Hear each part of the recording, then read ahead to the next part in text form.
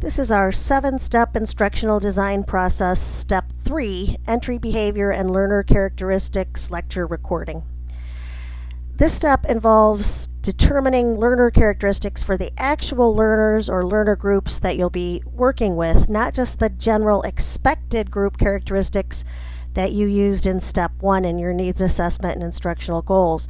You'll be building on those. Sometimes your entry behavior and learner characteristics and your step 1 needs assessment learners, the information is going to be the same. It depends on what you're teaching, depends on context, whether or not you're planning a general public or open access, or whether or not you're working within a structure where people will be required and you will know who those people are in a formal sense.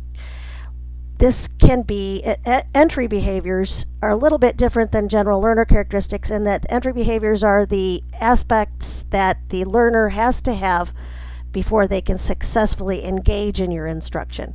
So that would be like prerequisites or skills that they have to have. They need to be able to read and write English, for example, or they need to know how to use a web browser. They need to know how to get on the internet. They need to know how to type. Those are all entry behaviors, the things that they have to be able to do before they can engage in your instruction.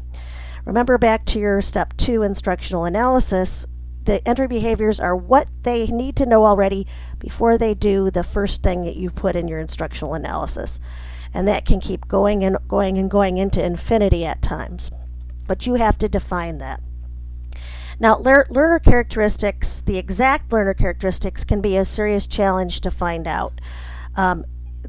What a lot of us do, and what we all have to, is predefine. We decide that anybody who takes this will have these entry behaviors and learner characteristics. That's what we expect, and if they can't manage it, then they drop, or we try to do some sort of remediation.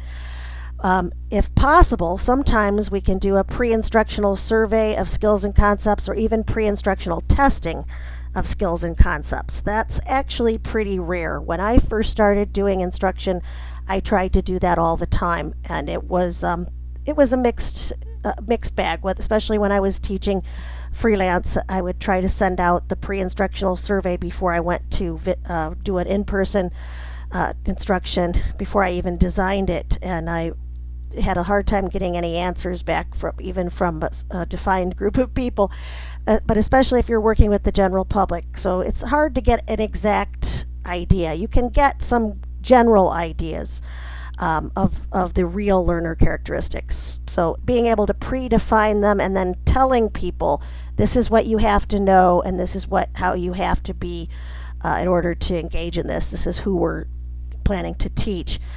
One nice thing, if you have synchronous online or if you're in person, you can have a show of hands in class survey. How many of you have already done instructional design? How many of you have taught a class before? And then one other learner characteristics which really matters a lot is class size. You have to think about how many people you're going to be working with, especially when you start looking at your how your learners are going to participate when you're working with your instructional strategies in step 5.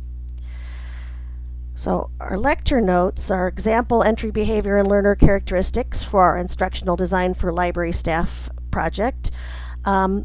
First, for this specific instructional design for library staff, learners will self-select by registering. So we'll have predefined what we expect, and they will have to make the decision whether or not it's a good fit. But the teacher will ask everyone to assess their own knowledge and skill levels before instruction begins, much as we did in this program. Class size, this is going to be an online class. It's virtually unlimited because the learners will be able to work at their own pace with teacher guidance, and that's something that we decided at this particular point. The teacher guidance part does limit how many people you can actually work with in any depth. You have to think about depth, how the learner characteristics, how much teacher teacher intensity is required.